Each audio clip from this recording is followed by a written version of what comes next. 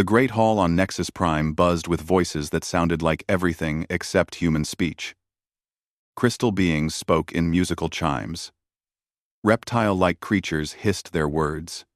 Energy beings communicated in flashes of light that translators turned into words.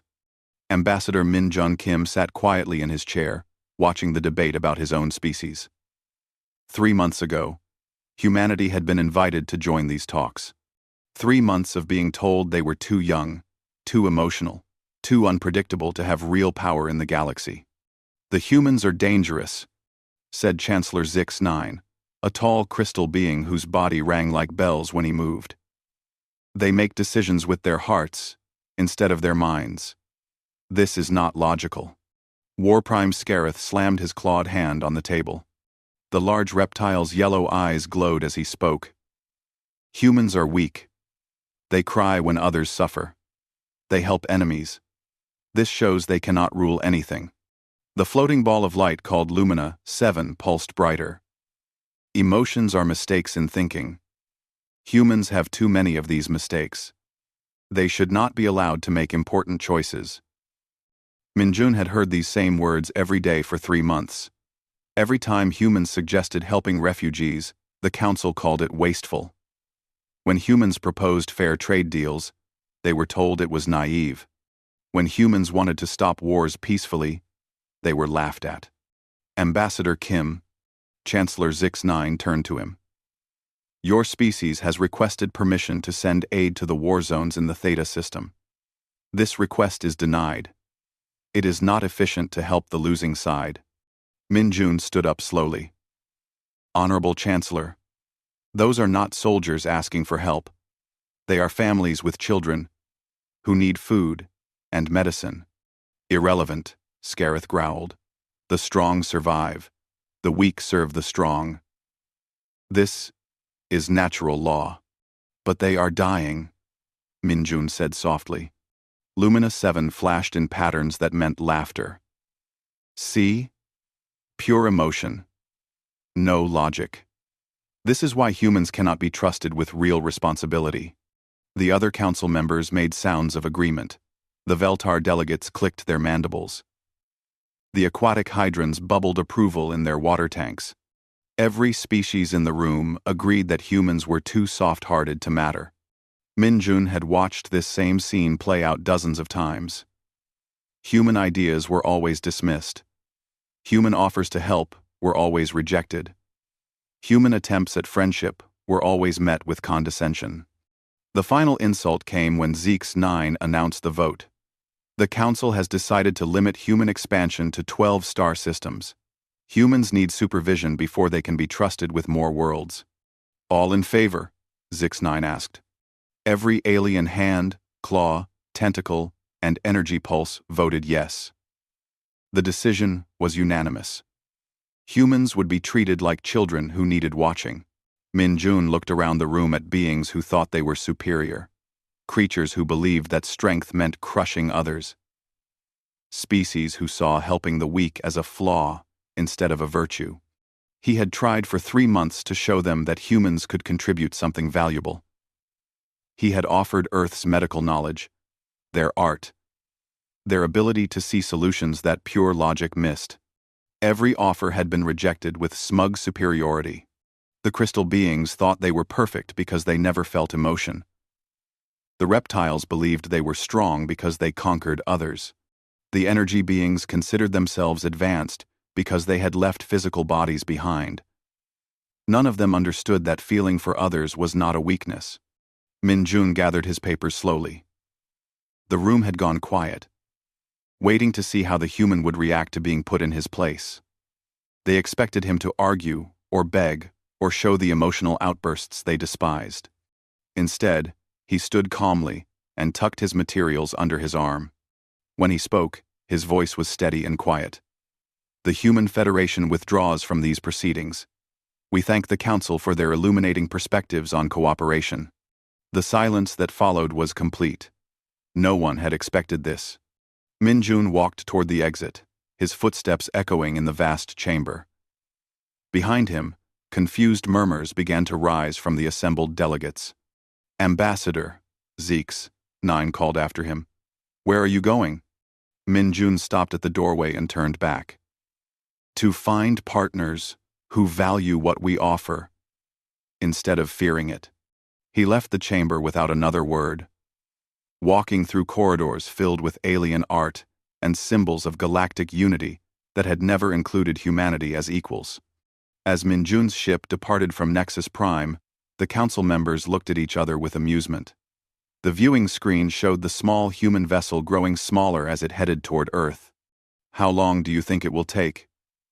Asked a Veltar delegate, its insect-like head tilting curiously. 3 days, Scareth predicted, showing his teeth in what passed for a smile among his species. Humans are weak. They need the galaxy more than the galaxy needs them. Chancellor Zeke's 9 rang with confident harmonics. I give them a week at most. Without access to our trade routes and technology, they will come crawling back. Then we can impose even stricter terms. Agreed, pulsed Lumina 7. Their emotional nature makes them dependent. They cannot survive alone. They will return and accept whatever position we offer them. The council members shared what passed for laughter among their various species.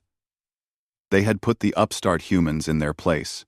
Soon, the emotional little species would learn that the galaxy operated on strength and logic, not feelings and compassion. Shall we continue with important business? Zeke's 9 asked. The Korathi have proposed new mining rights in the disputed sectors. The council turned to more serious matters, already forgetting about the humans they had just dismissed.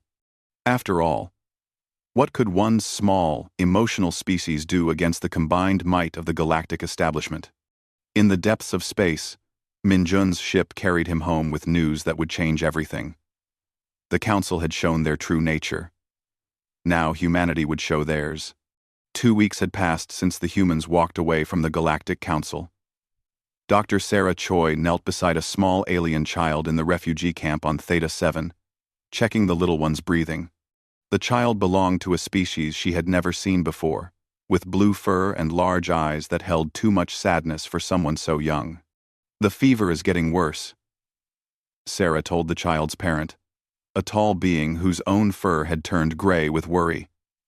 I can give medicine to help, but we are running low on supplies.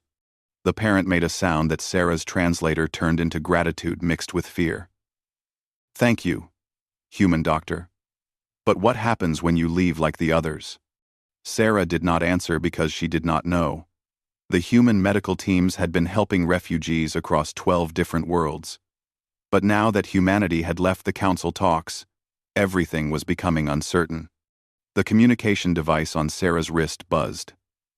Keth Ra, the local Theta 7 leader, was calling for an emergency meeting. Dr. Choi. Keth Ra's tired voice came through the translator. The Korathi representatives have arrived. They say they are here to take over the refugee assistance program. Sarah's heart sank. She had heard what Korathi assistance looked like. It usually involved putting the strong to work and letting the weak fend for themselves. At the meeting, the Korathi military advisor stood tall in his red armor. His name was Commander Vex Prime, and he looked at the refugees like they were problems to be solved quickly. Inefficient, he declared, looking at the camp. Too many resources wasted on those who cannot contribute. The healthy ones will be relocated to work camps. The sick ones are not our concern. Keth Ra's feathers ruffled with distress. Commander, these are families. Children. They need care. Not labor. Sentiment. Vex Prime hissed. The humans have made you soft with their emotional thinking. We bring order and efficiency. Sarah watched as the Korathi soldiers began separating families. Parents cried out as their sick children were deemed non-productive. The blue-furred child she had been treating was pulled away from his parent. Stop, Sarah said firmly. This is not help. This is cruelty. Vex Prime turned his yellow eyes on her. The human speaks. You have no authority here anymore. Your species abandoned these worlds when you left the council. "We left the council," Sarah replied. "We did not abandon people who need help." But she knew her words were empty. Without the council's permission, human aid workers could be arrested or expelled from any world. The political protection was gone. Across the galaxy, similar scenes played out on dozens of worlds. On the mining planet Xerion 4, Zephyrian supervisors ignored human warnings about geological instability. 3 days after the humans left, the main mine collapsed, killing 47 workers and destroying equipment worth billions of credits. On the trade station orbiting Kepler's star, negotiations between the Hydron merchants and Veltar traders had broken down into shouting matches. For months, human diplomats had helped these two species understand each other, despite their very different ways of thinking. Without human mediation, the old prejudices returned quickly. Captain Park Ji-hye received reports from human observers across the galaxy. Every story was the same. Trade routes that humans had helped establish were failing. Research projects were stalling because alien scientists could not agree on methods. Conflicts that had been resolved through human diplomacy were starting again. "Sir," her communications officer reported, "we are receiving urgent messages from 17 different worlds. They are asking where the human aid workers went and when they are coming back." Park studied the star charts, showing the chaos spreading across former human-assisted territories. The Council had been so confident that the galaxy did not need humanity. Now the evidence suggested otherwise. On Nexus Prime, Chancellor Zix-9 reviewed reports from across Council space.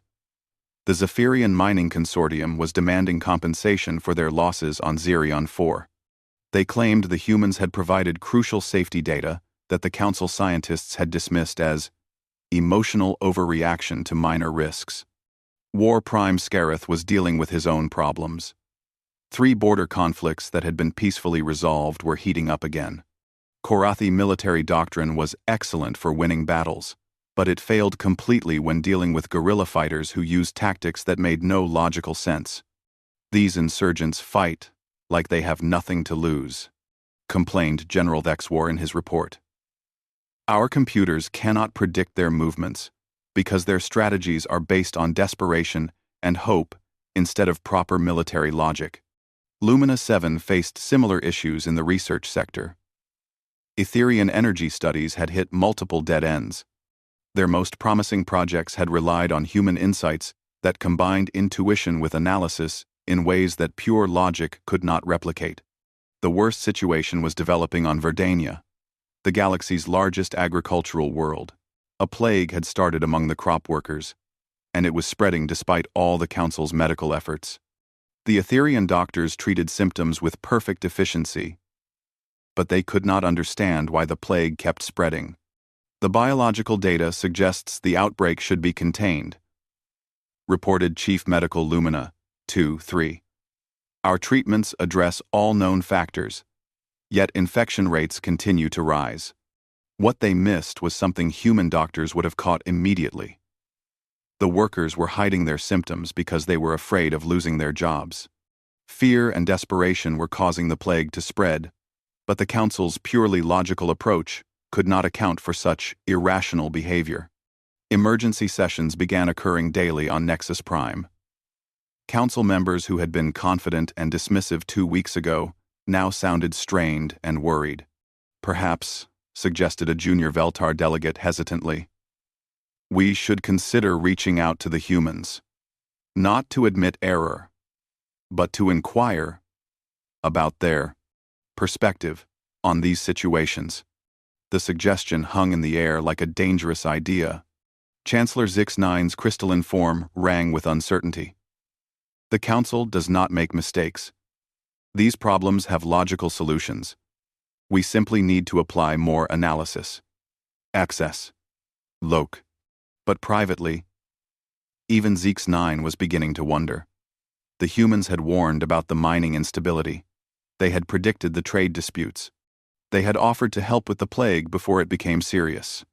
Perhaps the emotional little species had seen something that pure logic had missed. "Draft a diplomatic inquiry," Zix-9 finally ordered. Frame it as offering the humans a second chance to participate in council affairs. Do not mention our current difficulties. The message was prepared carefully, written to sound generous while hiding the growing desperation behind it. The council still believed they were superior. They just needed to convince the humans to come back and provide their useful insights as junior partners. None of them considered that humanity might have other plans. Ambassador Lee Hyunwoo read the message from the Galactic Council for the third time. The words were polite, but the meaning was clear. The Council was offering humanity a second chance to return to the talks under the same conditions they had rejected before. They still do not understand, Lee said to the assembled Human Leadership Council. They think this is about us wanting their approval. President Chen Wei-ming leaned back in her chair, looking tired but determined. Around the conference table sat the leaders who would decide humanity's future among the stars. Captain Park Ji-hye had returned from her intelligence-gathering missions. Dr. Yoon Sok-jin represented the scientific community. Director Kim So-young spoke for the colonial worlds. What exactly are they offering? Asked Captain Park. Lee activated the holographic display. The same restrictions as before. 12 systems, maximum. All major decisions subject to council approval. Human aid work only permitted with council permission. They call it revised terms. But nothing has actually changed. Except now they need us, Doctor. Yoon observed quietly. My sources in the scientific community tell me their research projects are failing without human input. Apparently, pure logic has limitations they never considered. But President Chen stood and walked to the window overlooking Earth's sprawling cities. The question is not whether they need us. The question is whether we need them. We have been analyzing the situation, Director Kim reported. Our colonies are doing well. Trade between human worlds has increased 30% since we left the Council. Our relationships with independent species are stronger than ever. It was true. Without the Council's restrictive policies, humanity had been free to help whoever asked. Small species that the Council ignored were becoming strong allies. Refugee populations that had been abandoned were now thriving under human care. The Chithari delegation arrives tomorrow, Captain Park added. 17 minor species want to form trade agreements with us. They are tired of being ignored by the Council. President Chen turned back to the group. Then, we have our answer. We do not return to a table where we are treated as children. We build our own table and invite others to sit as equals. The decision was unanimous. Lee drafted the response himself, keeping it polite but firm. The Human Federation respectfully declines the Council's offer. We have chosen a different path forward. While the Council's message traveled back to Nexus Prime, humanity was already implementing that different path. The Open Hand Protocol had been approved by all human worlds. Any species could request aid without political conditions. Any world could join human trade networks based on mutual benefit, not hierarchy. Dr. Yoon's research teams were making breakthroughs that amazed even themselves. Without the Council's rigid scientific methods limiting their creativity, human scientists were combining logic with intuition to solve problems in entirely new ways. The greatest success came in faster-than-light communication. For decades, the Council's approach had focused on increasing power to punch signals through hyperspace. Human scientists tried a different approach. What if they worked with hyperspace instead of fighting it? Think of it like music, Doctor. Yoon explained to his team. Instead of screaming louder, we need to find the right frequency. Hyperspace has natural harmonics. If we can match them. The breakthrough came when Dr. Park Min-ho, a young researcher, suggested using emotional pattern recognition algorithms. The idea would have been ridiculed by Council scientists. But human teams tested everything. It worked. By reading the emotional patterns in hyperspace fluctuations, human communication arrays could send messages across the galaxy in minutes instead of days. The technology was revolutionary. The Council will want this, predicted Dr. Yoon. The Council can have it, President Chen replied. At market rates, sold to them just like any other customer. Meanwhile, reports were reaching Earth about the chaos in Council space. The plague on Verdania had spread to 3 more agricultural worlds. Economic networks were collapsing as species that had relied on human mediation returned to old conflicts. Military situations were spiraling out of control because Council tactics assumed everyone would act logically. The most interesting reports came from individual worlds secretly requesting human aid. They could not ask officially without angering the Council, but desperate leaders were reaching out through back channels. Theta 7 wants us to return, reported Captain Park. The Korathi assistance has turned into forced labor camps. Keth Ra says the situation is getting worse every day. Zirion 4 is requesting geological surveys, added Dr. Yoon. After the mining disaster, they realize human safety warnings were correct, but they cannot admit it publicly. 17 worlds have asked for trade negotiations outside Council oversight. Director Kim noted. They are willing to risk Council anger for access to human goods and services. President Chen studied the reports with mixed feelings. She felt sorry for the suffering, but she also felt vindicated. Humanity had offered cooperation and been rejected. Now the galaxy was learning the cost of that rejection. We help where we can, she decided, but not in secret. If worlds want human assistance, they request it openly. We will not sneak around like we are ashamed of helping people. The announcement went out across all human communication networks. Any world could request human aid by sending an official message. Political consequences were their own responsibility. But humanity would not abandon those in need. The response was immediate and overwhelming. Within hours, 43 worlds had sent official requests. Some asked for medical aid. Others wanted trade agreements. Many simply wanted human diplomats to help resolve local conflicts. On Nexus Prime, the Council members watched their influence crumble in real time. Species after species was choosing to work with humanity instead of waiting for Council permission. This is rebellion, War Prime Scareth declared angrily. We should send fleets to remind them who holds power in this galaxy. With what authority? Chancellor Zix 9 asked wearily. Half our member species are requesting human assistance. The other half are dealing with crises that our methods cannot solve. Lumina 7 pulsed with frustrated patterns. How did the emotional humans become more influential than the logical Council? It makes no sense. Well, young Zara 1-3, an Etherian who rarely spoke in Council sessions, finally found her voice. Perhaps that is the problem. We have been so focused on what makes sense to us that we ignored what makes sense to everyone else. The older Council members stared at her with shock. Questioning the superiority of pure logic was almost heretical among their species. What are you suggesting? Zeeks 9 asked carefully. Zara 1-3's energy patterns showed uncertainty but determination.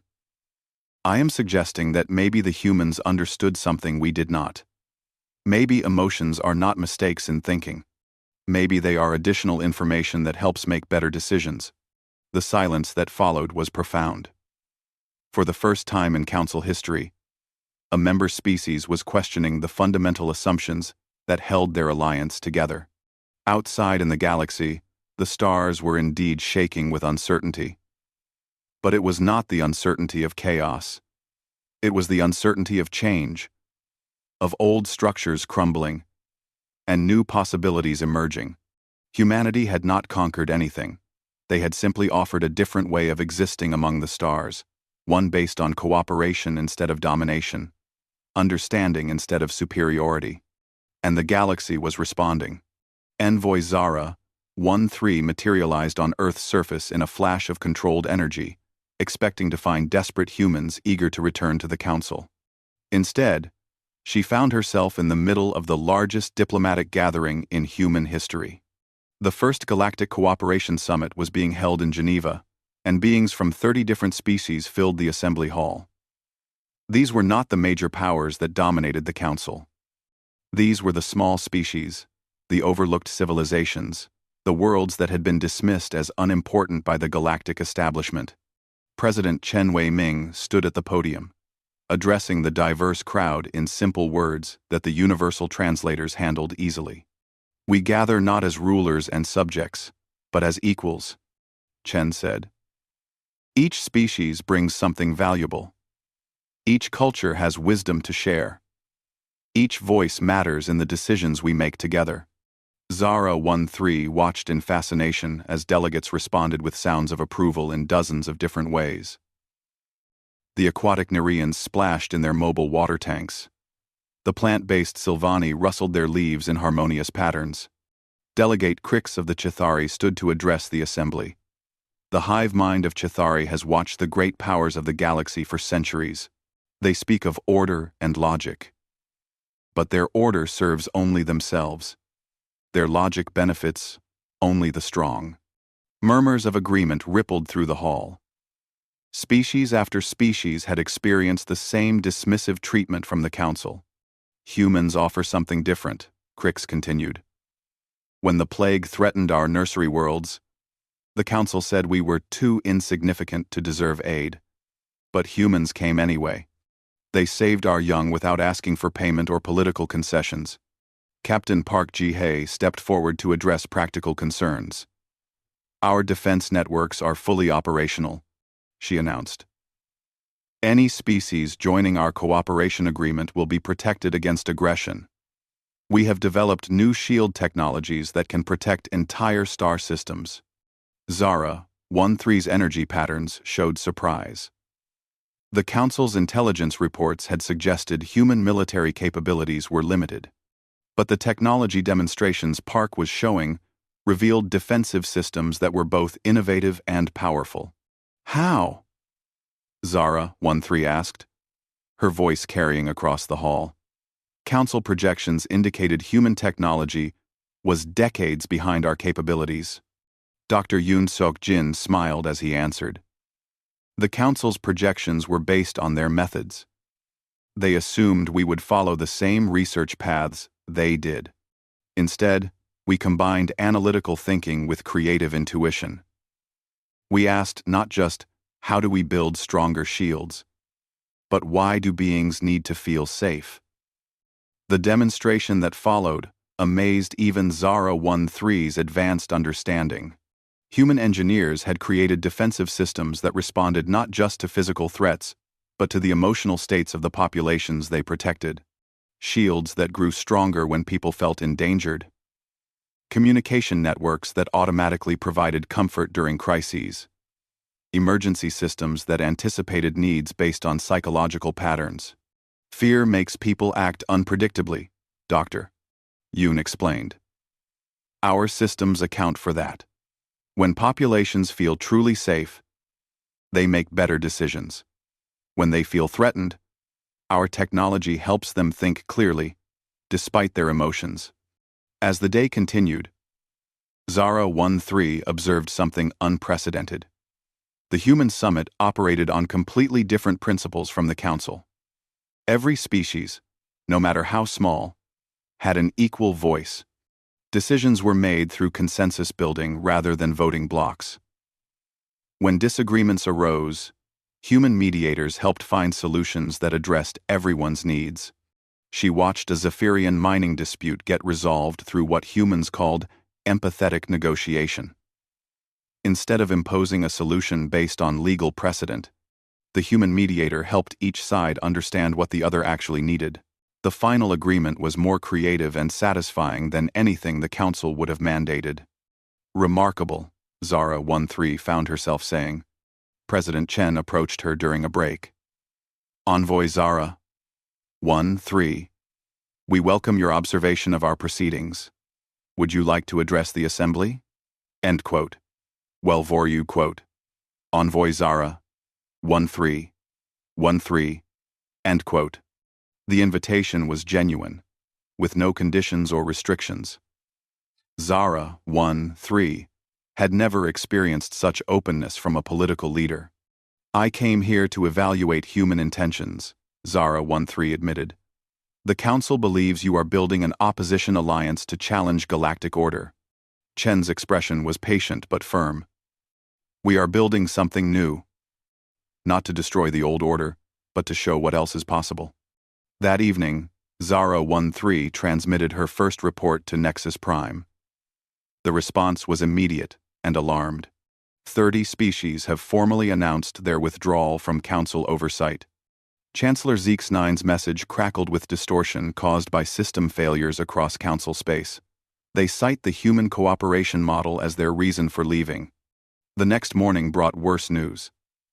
The plague on Verdania had spread to Nexus Prime itself, and Council medical teams were completely overwhelmed. Traditional treatments were failing because they addressed only the biological aspects of the disease. The plague spreads through panic, reported Chief Medical Lumina 23. Our logical approach cannot counter irrational behavior patterns. At the same time, military reports were flooding in from border regions. 3 different conflicts had erupted when Council mediation failed. The rigid diplomatic protocols that worked for logical disputes were useless when dealing with desperate populations acting on emotion rather than reason. Our computer models cannot predict their strategies, complained General Thexwar. They fight with hope instead of proper military doctrine. How do you counter hope with logic? The economic situation was just as dire. Trade networks that had operated smoothly for decades were falling apart. The human mediators who had quietly prevented countless disputes were gone, and no one else could fill their role. 17 major commercial agreements have collapsed this week, reported Economic Minister Vex Prime. The parties cannot reach consensus without human facilitation, but the final blow came from an unexpected source. Young Etherian scientists were publicly questioning the fundamental principles of their research methods. What if emotion is not a flaw in thinking, but additional data? Asked Research Lumina, 45 inches, a broadcast that reached every Council world. Human scientists achieve breakthrough results by combining logic with intuitive understanding. Perhaps we have been limiting ourselves. The broadcast sparked debates across every Council species. For the first time in galactic history, the absolute superiority of pure logic was being questioned by the very species that had championed it. On Earth, Zara 13 prepared her final report. She had witnessed something that challenged everything the Council believed about civilization and progress. The humans have not built an enemy alliance, she wrote. They have built an alternative society. One where strength comes from cooperation instead of domination, where diversity is a resource instead of a problem, where emotional understanding enhances logical thinking instead of weakening it. She paused before adding the most dangerous observation of all. This alternative is more successful than our traditional methods. Other species are choosing it freely, not because they are forced, but because it works better for their actual needs. The transmission arrived at Nexus Prime just as the Council was preparing to vote on military action against the human rebellion. Zara 13's words stopped the debate cold. War Prime Scareth read the report with growing alarm. If this assessment is accurate, military force will not solve our problem. It will only prove that we rely on domination instead of cooperation. Chancellor Zeeks9's harmonic resonance showed deep uncertainty. Then, what do you suggest? For the first time in Council history, the most powerful beings in the galaxy had no idea what to do. The emotional little species they had dismissed had created something the Council could not understand or counter. Worse, it was working better than anything they had ever built. Perhaps, Zara 13's message continued, it is time to learn instead of teach. The plague had reached the Council's most important worlds, and pure logic was failing. Chancellor Zeeks9 stood in the Emergency Command Center on Nexus Prime, surrounded by holographic displays showing red zones spreading across the galactic map. Medical efficiency at 97%, reported Chief Medical Lumina 23. Treatment protocols are perfect. Yet infection rates continue to rise. War Prime Scareth slammed his clawed hand against the tactical display. Our military responses have also failed. 3 border wars are expanding despite our superior firepower. The enemy forces fight like they have nothing to lose. Economic projections show complete system collapse within 40 standard days, added Economic Minister Vex Prime. Trade networks are failing because we cannot mediate disputes between species that think differently from us. Across the galaxy, the very foundations of council power were crumbling. Their logical methods, which had worked for centuries among like-minded species, proved useless when dealing with beings who made decisions based on fear, hope, desperation, and love. Meanwhile, reports kept arriving about the success of human-led worlds. Plague outbreaks were contained through methods that addressed both medical and emotional factors. Military conflicts were resolved through understanding rather than force. Economic agreements flourished because humans helped each party understand what the others actually needed. Lumina 7 pulsed with patterns of reluctant admission. The human approach produces measurably better outcomes across all categories. Their methods are statistically superior to ours. The words hung in the air like an impossible truth. The Galactic Council, built on the assumption of logical superiority, was being outperformed by beings they had dismissed as too emotional. Young Zara 1-3 returned from Earth with her final report, and its contents shocked the Council into silence. Humans are not rejecting logic, she explained. They are enhancing it with emotional intelligence. They understand that fear, hope, love, and anger are not flaws in thinking. They are additional information that helps make better decisions. She activated a holographic display showing the Human Cooperation Summit. Watch how they resolve disputes. They do not impose logical solutions. They help each party understand the emotions driving the conflict, then find logical solutions that address those emotional needs.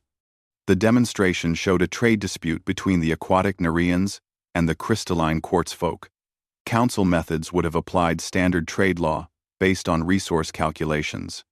Human mediators first helped each species understand why the other felt threatened, then crafted an agreement that made both sides feel secure while still being logically sound. The result, Zara 1-3 continued, is an agreement that both parties actively want to maintain, rather than one they follow because they must. Chancellor Zeke's 9's harmonic resonance showed deep confusion. But emotions are unpredictable. Chaotic. How can decisions based on chaos be superior to logical analysis? Because people are not machines. Zara 1-3 replied simply. When you ignore how beings feel, they act in ways that destroy your logical plans. When you understand their emotions, you can create logical solutions that actually work in the real world. The evidence was overwhelming. Human methods produced better results, but admitting this would mean accepting that the Council's fundamental beliefs were wrong. The crisis point came when the plague reached the Etherian homeworld. Lumina Prime, the oldest and most respected Etherian leader, sent a direct message to Earth. We request human medical assistance, the message said simply. Our logical methods are insufficient. We need your approach. The council chamber erupted in shocked harmonics, hisses, clicks, and energy pulses. The most advanced species in the galaxy was publicly admitting that they needed help from the primitive humans. President Chen Wei-Ming's response arrived within hours. Medical teams are being prepared. We will help because help is needed, not because we have been asked to return to the council. The human medical ships arrived at the Etherian homeworld, carrying both doctors and something the Etherians had never seen before. Counselors. Beings trained to understand and address the emotional trauma that was helping the plague spread. Dr. Sarah Choi, who had been treating refugees when the council first started its collapse, now found herself working alongside Etherian energy physicians. The combination of logical medical analysis and emotional support proved devastatingly effective. The plague spreads through fear, Dr. Sarah explained to her Etherian partners. People hide symptoms because they are afraid of losing their jobs, their homes, their families. Our medical treatments must address both the disease and the fear. Within days, infection rates began dropping for the first time since the plague started. The success was impossible to ignore or dismiss. Similar scenes played out across council space as human teams arrived to help with various crises. Border conflicts ended when human mediators helped opposing forces understand each other's fears and needs. Economic disputes resolved when human negotiators addressed the emotional factors that pure logic missed. Most importantly, humans worked alongside alien experts rather than replacing them. Zephyrian logic, enhanced by human empathy, proved more powerful than either approach alone. Korathi military strategy guided by human understanding of motivation became unbeatable. Etherian scientific method expanded with human creativity, achieved breakthroughs that amazed everyone. Chancellor Zeeks-9 found himself facing a choice that no council leader had ever confronted. The evidence was clear. Admitting they had been wrong about humans, or watching the galaxy tear itself apart through the application of pure logic to inherently emotional beings. The final decision came when War Prime Scareth received a message from his own military commanders. Sir, request permission to implement human consultation protocols. Our current methods are causing more conflicts than they resolve. Even the Korathi, the most proud and warlike species in the Council, were asking to learn from humans. Call an emergency assembly, Zeeks-9 commanded. All council members, all department heads, all species representatives. The great chamber filled for the most important session in galactic history. For the first time, humans were invited not as junior members, but as honored guests. Ambassador Minjun Kim walked into the same chamber he had left in frustration months before. But now he was not alone. President Chen Wai-ming, Dr. Yoon Sok-jin, Captain Park Ji-hae, and 30 representatives from allied species accompanied him. Chancellor Zeeks-9 stood before the assembly, his crystalline form ringing with frequencies that suggested deep humility. We called this session to address our failures, he said, his words transmitted across the galaxy. For centuries, this council has operated on the belief that logic is superior to emotion, that strength means dominance, that efficiency requires hierarchy. The chamber was completely silent. We have been wrong. The admission sent shockwaves through every species present. The foundation of galactic civilization had just acknowledged its fundamental error.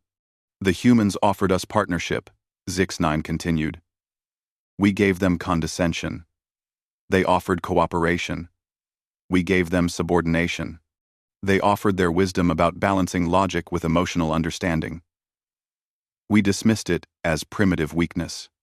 War Prime Scareth stood, his usually aggressive posture showing uncharacteristic humility. The Korathi Empire formally requests to learn human mediation techniques. Our military victories are meaningless if they create more enemies than they eliminate. Lumina 7 pulsed with patterns of acknowledgement. The Etherian collective admits that pure logic has limitations. We wish to understand how emotional intelligence can enhance, rather than compromise, logical thinking. One by one, every council species formally requested human partnership. Not as subordinates seeking to exploit human methods, but as equals, hoping to learn and contribute. President Chen stepped forward to address the assembly. We accept your request for partnership, but understand that this means real partnership. Equal voices, shared decisions, respect for all approaches to solving problems. We understand, Zeeks-9 replied. We offer not a return to the old council with humans included, but the creation of something new. A galactic alliance based on cooperation instead of domination. The new Galactic Cooperation Alliance was born from the ashes of the old council's rigid hierarchy. Leadership rotated among species based on expertise rather than power. Decisions were made through consensus building that valued both logical analysis and emotional wisdom. Cultural differences became resources to be shared rather than obstacles to overcome. Ambassador Minjun Kim found himself back in the Great Chamber, but now it looked completely different. The rigid seating arrangements had been replaced with flexible spaces where beings could interact naturally. The formal protocols had given way to genuine communication between equals. Children from different species learned together in schools throughout the galaxy. Doctors combined logical analysis with emotional understanding to achieve medical breakthroughs. Scientists enhanced their research by valuing both intuition and data. Military leaders learned that understanding your enemy's motivations was more powerful than simply having bigger weapons. The transformation was not complete or perfect. Old prejudices took time to change. Some species struggled to accept emotional intelligence as valid.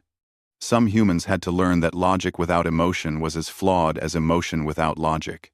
But for the first time in galactic history, the stars shone with the light of unified diversity.